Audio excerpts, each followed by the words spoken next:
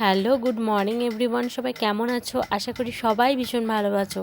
আর তোমাদের সকলকে জানাই আমার আরও একটি মিনি ব্লগে অনেক অনেক স্বাগত। আজ আমার ঘুম থেকে উঠতে অনেকটা দেরি হয়ে গেছে। আর উঠে দেখলাম আরশিয়া তো আমার পাশে শুয়ে নেই, কারণ ও রোজকার মতনই বাইরে বেরিয়ে এসেছে। আমি ওঠার পর আরশিয়াকে খাওয়ালাম, খাইয়ে ওকে রেডি করিয়ে দিলাম ওকে স্কুলে পাঠাবো বলে।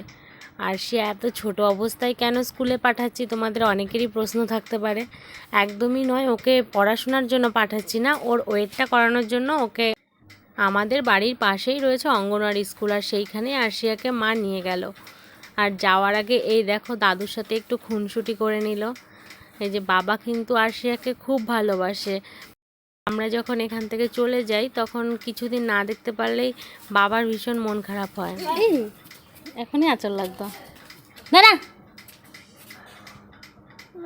আর দেখলে তো বিড়ালটা কেমন পাশ কাটিয়ে চলে গেল, আর একটু হলেই না আরশিয়ার গায়ে আঁচড় লেগে যেত।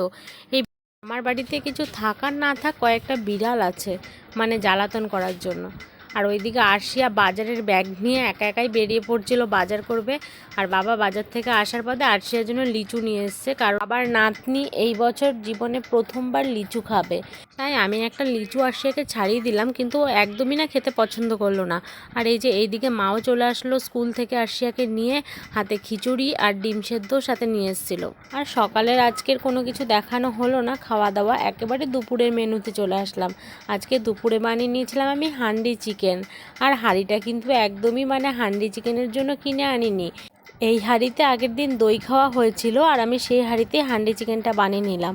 আর এইখানে বানিয়েছিলাম একটু ডিম বিরিয়ানি। বাবা চিকেন মাটন কোনোটাই খায় না, এই 3-4 বছর হলো বাবা সব কিছু ছেড়ে দিয়েছে, এখন অবধি ডিমটা খাচ্ছে। আর মাছটাও তেমন একটা পছন্দ করে না।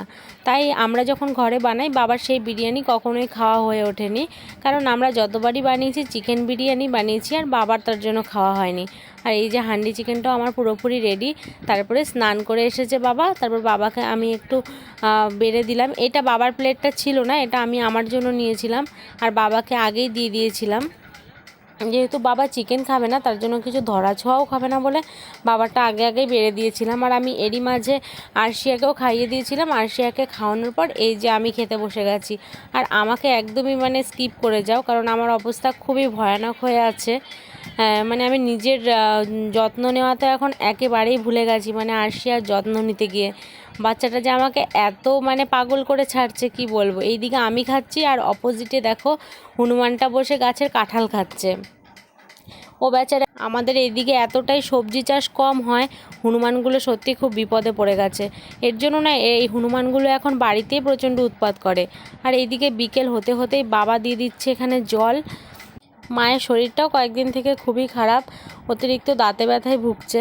তার জন্য মা গেছিল দাঁতের ডাক্তার দেখাতে। ওই যে ডাক্তার দেখিয়ে মা বাবার সাথে দাঁড়িয়ে রাস্তায় কথা বলছে।